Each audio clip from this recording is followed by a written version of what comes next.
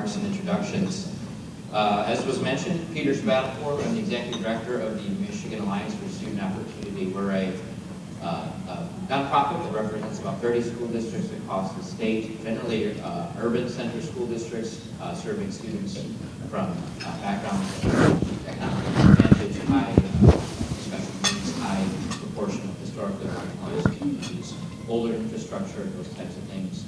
It's work I'm really proud of, and we are happy to be here to serve as a moderator.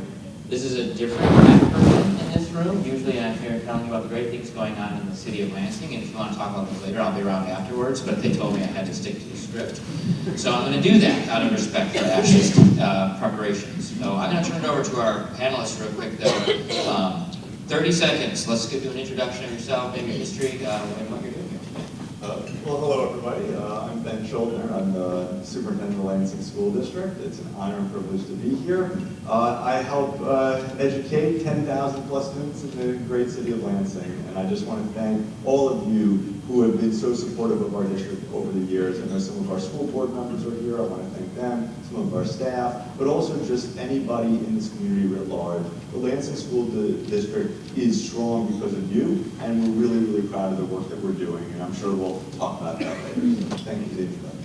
Good afternoon, everyone. I'm Steve Robinson, president of Lansing Community College, and it is listen to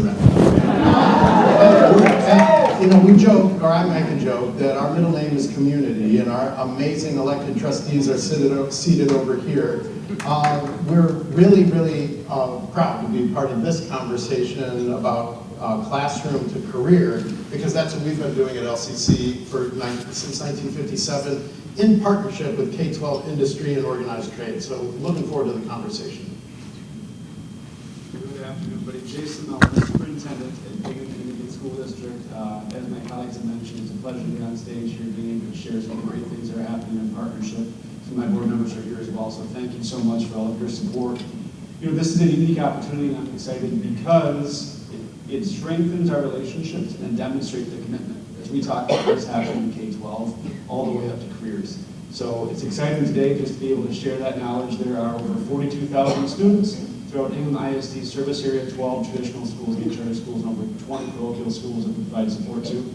So being able to lift up today, it's exciting. Thank you.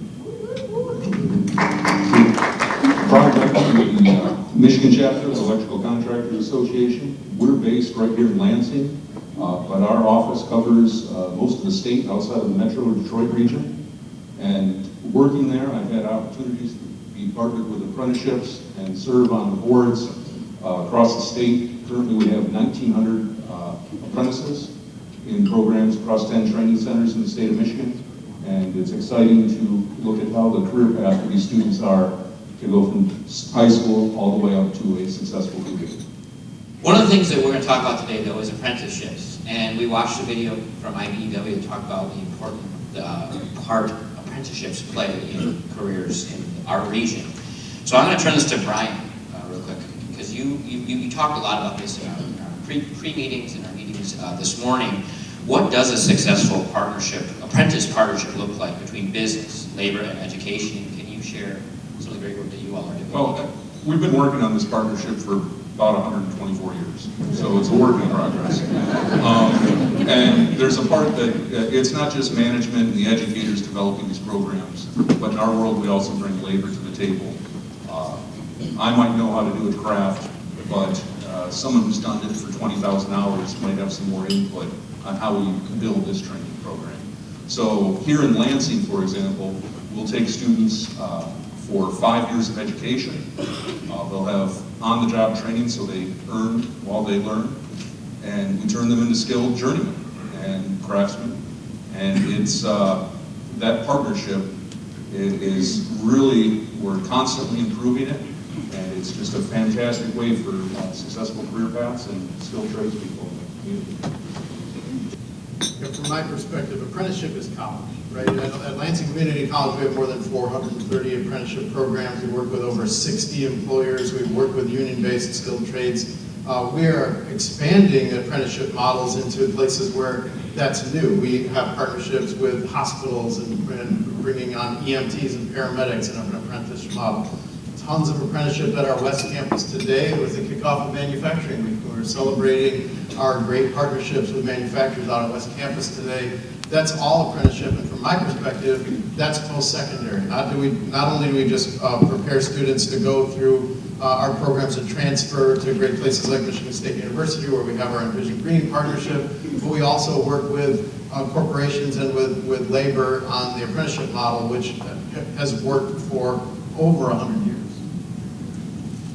Oh, sure. I mean, as you pointed out, you know, there's probably not many power tools that third graders should probably be using, but, you know, maybe it's a great third grader. But, you know, what we want to do as a school district is get all of our children ready for success at the next level. Now, what's been wonderful is actually 3 years ago, we created Lansing Technical High School, the first new high school in Lansing in years. And the whole idea there is rather than, and I love the ISD and we send students there and I think it's amazing, but as a K-12 school district, what we're actually doing is starting in 9th grade, where a child can pick one of 4 programs, building trades, medical science, culinary, and computer science, and then starting in 9th grade, not only are they taking those classes, but then they're taking math, English, history, and science at Lansing Tech, and that curriculum is then tied in to the work that they're trying to do. I love math, I taught math.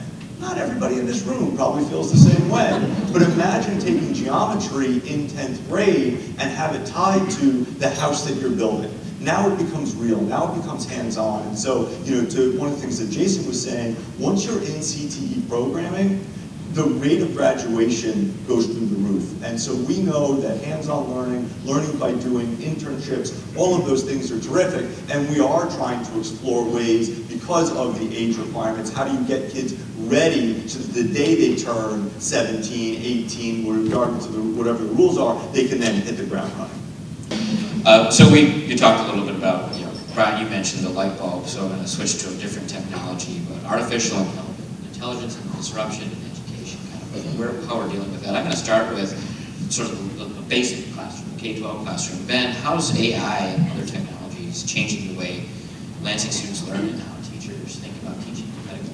Yeah, I mean, it's a great question. I think like with all tools, it can be incredible or it can be very, very dangerous. And so what we're trying to do in Lansing and what all K-12 institutions are doing around the country is recognizing that it exists and how do you use it to the best of its benefit. Good example, where AI can be incredibly good when it comes to teaching is differentiation. If you're a teacher, you have, let's say, 25 kids in your classroom, they're not all on the same grade level, they're not all on the same reading level, they might not all have the same skills. Well, you have a book. Now you can take a paragraph, put it into AI and say, please make this first grade reading, please make this second grade, please make it third grade, or you could do it with assignments. So the idea that AI can help differentiate based on student also interest. Hey, take this story and turn it into one about baseball because I know little Johnny loves baseball. Or turn it into about being an electrician because I know little Johnny wants to be an electrician. Those are things that you can be really, really thoughtful of. AI is going to open up the door to incredible personalized learning. On the other hand, kids really know how to use it to cheat. And so we got to also be thoughtful about what that means, and you got to also create types of work that you can use AI to do and not just use it to cheat. And so we have great educators in Lansing, they're using it, they're working with it, but we also have a terrific standardized curriculum that is leading us towards really great gains in reading and math as well. So I think we have to understand that this is where the world is going, and rather than kind of staying in the cave and not recognizing it, finding the right way to use it effectively and efficiently.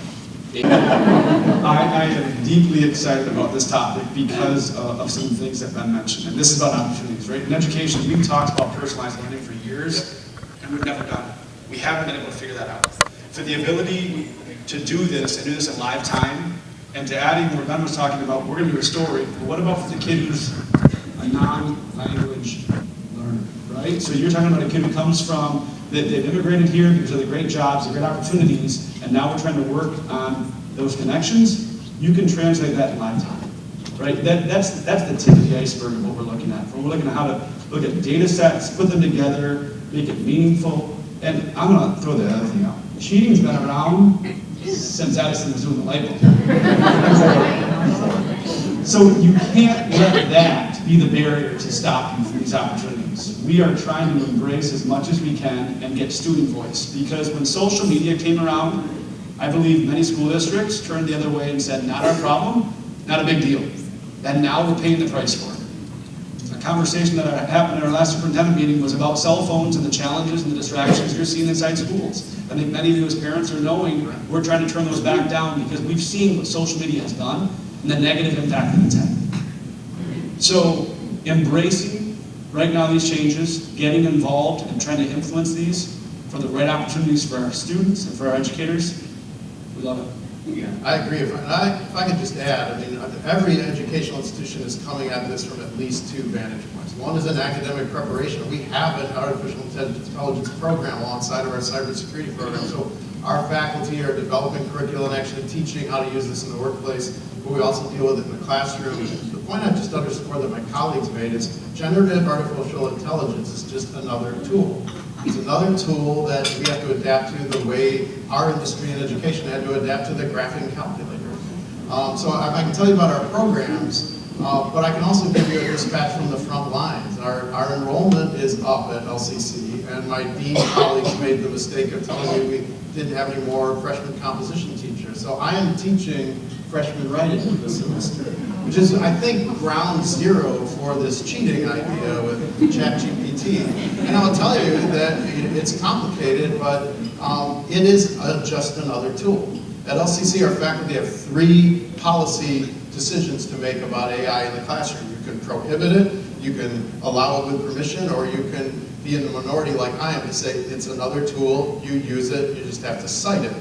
And I think that's the situation we're in. And for everybody in the room, you probably have sat through more than 1 or 2 keynotes about artificial intelligence that weren't great. A lot of what I hear people saying is not all that insightful. I do have a book recommendation. Ethan Malik, who is at the Wharton School, wrote a phenomenal book called Co-Intelligence, which if you're interested in how AI is going to impact your industry, your workforce, that's the book to read. And I'll just lean on what Jason said. We have to teach our students how to leverage this because it can actually move them in a different direction to see their work in a different way.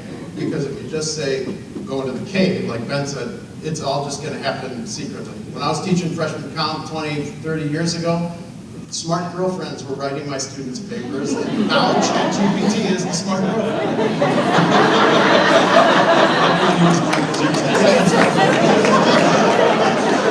It's a good book club for Econ. Maybe we can have a book club for Econ Club. I certainly can't follow that line. The line I really like about AI, especially when it comes to kind of workforce development, is AI is not going to take your job. The person that knows AI will.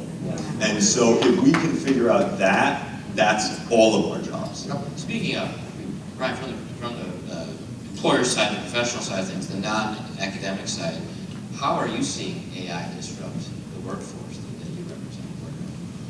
Well, go ahead. On our training program, AI is mostly hitting us there with the number of apprentices we have to take to build the data centers. But so we do, you said technology earlier, we did have, technology has really influenced our training program also in how that is implemented and students work with it, but we're not at AI yet in the classroom. Now as far as the workforce, I think there's going to be some very drastic changes in things like electrical estimating, where you used to pay someone to sit there and count how many light fixtures are in this room. What's it going to take us to do that when AI can do it very quickly? So there's going to be some drastic changes coming to our industry very, very soon. Do we have mics or are we good? All right, I'll just speak loudly. So, question for you guys. You're all very talented and sincere, and you're clocking a bunch of great accomplishments on Talent Pipeline.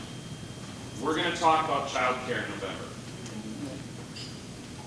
There is a structurally unfair table that affects, Ben, you'd be the first to say this. You've got young moms in your school district.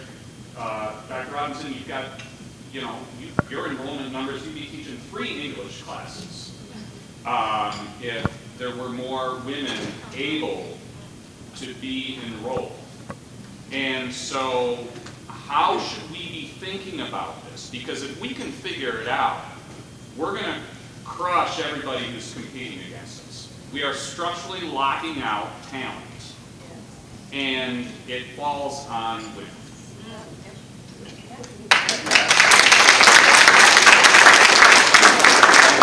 It's a great point, of one that, you know, K-12 certainly understands deeply. If anybody remembers when I got hired, I started July 1st, 2021, and the first action I took was to send our children actually back to school. The second action I took was to create universal pre-K. And so one of the most important things that you can do in a structural system is find a way for children to get high quality education as young as possible. And so things like universal pre-K, any single family in the Lansing area who wants to send their kid to pre-K can. You don't ask questions about income, you don't worry, I mean, we have to ask for paperwork, but we will not deny you. And I think that more organizations, especially K-12, expanding into pre-K, 3K, getting earlier and earlier, that will alleviate some of that tension. Yeah, the thing I would add is the hard problem of childcare goes, in addition to what Ben shared, gets to a labor market value problem that is almost intractable for us. We have a nationally recognized early childhood education program. We're super proud of it. I was so proud to sit there with the accreditors when they came and visited and told us what a great job it is. And we are in that business permanently. But we all know that this is a career field that does not return a living wage for our graduates. And this is there are a number of these career pathways that are very difficult from a post-secondary education because we simultaneously have a very real and important need that you underscored, but it's also a very challenging thing to send somebody in that career pathway when they can't make a living wage for a family. So this, not to be the downer about this topic, but that labor market value problem in that particular career track is a very, very difficult one to solve.